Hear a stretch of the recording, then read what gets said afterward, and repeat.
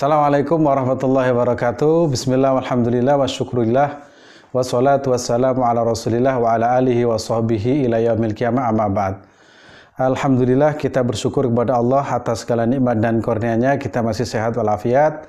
Mudah-mudahan kita tetap senantiasa menjaga kesehatan kita, walaupun kita tidak bisa berjumpa kuliah seperti biasanya, tetapi kita bisa bertatap muka melalui online seperti ini. Nah, kali ini saya akan memberikan kuliah tentang masalah ekonomi, yaitu tentang entrepreneur dan etos kerja. Saya ingin cerita sedikit tentang masalah entrepreneur, jiwa entrepreneur. Suatu ketika antara ayah dan anak berangkat ke hutan untuk berburu. Ketika sampai di hutan, tiba-tiba ada seekor harimau memangsa ayahnya.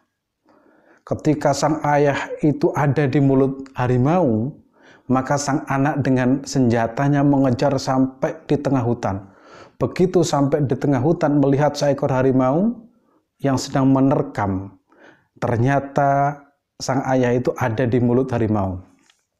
Tiba-tiba sang anak itu membawa senjatanya, membawa tombaknya dan membawa pedangnya, ingin membunuh seekor harimau. Dan pada waktu itu sang ayah berada di mulut harimau. Begitu mendekat, tiba-tiba sang ayah itu teriak, "Nak, hati-hati, jangan sampai kau lukai tubuhnya. Nanti kalau sampai kau lukai tubuhnya, nanti kulitnya tidak akan laku di pasar." Nah, cerita ini menarik. Artinya apa? Dalam kondisi yang terjepit pun orang itu masih berpikir keuntungan. Dan ini yang harus dibangun. Maka dalam kondisi apapun kita harus berpikir bagaimana kita bisa mendapatkan keuntungan. Itu namanya punya jiwa entrepreneur. Nah, entrepreneur dan dagang ini tidak jauh beda.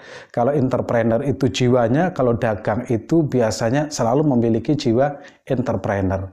Pedagang itu ternyata sunnah Rasulullah SAW, dan Nabi Muhammad SAW itu sejak kecil itu sudah berdagang. Makanya dalam Al-Quran jelas, wa ahallallahu al-bai'a wa harrama riba. Yang diperbolehkan itu adalah dagang, yang dilarang adalah riba. Kedua-duanya itu ada kemiripan. Apa kemiripannya? Sama-sama mendapat keuntungan. Yang namanya riba itu keuntungan tapi dengan cara yang haram. Tetapi kalau jual beli itu keuntungan yang halal. Apa? Ada transaksi, ada jual belinya, itu ada barang, ada orang, ada pembeli, ada penjual, kemudian ada transaksi. Nah, karena ini boleh. Tetapi kalau riba, kita meminjamkan uang, misalkan 10.000, maka sebulan kemudian kita mendapatkan atau meminta menjadi 15.000, maka yang 5.000 itu adalah riba. Kalau jual beli, kita membeli 10.000, kita jual menjadi 15.000. Ini ahlallah al-bai' wa harrama riba. Oke. Tentang masalah jual beli ini sangat penting karena apa? Bagaimanapun Rasulullah SAW itu pernah berdagang. Istrinya juga konglomerat pada masa itu, sehingga Rasulullah berdagang, istrinya juga berdagang, maka dagang itu adalah sunnah Nabi Muhammad SAW. Kenapa seperti ini? Coba kita lihat, haji membutuhkan dana, maka orang-orang kaya yang bisa menunaikan ibadah haji. Yang kedua, Islam ada namanya zakat, sedekah.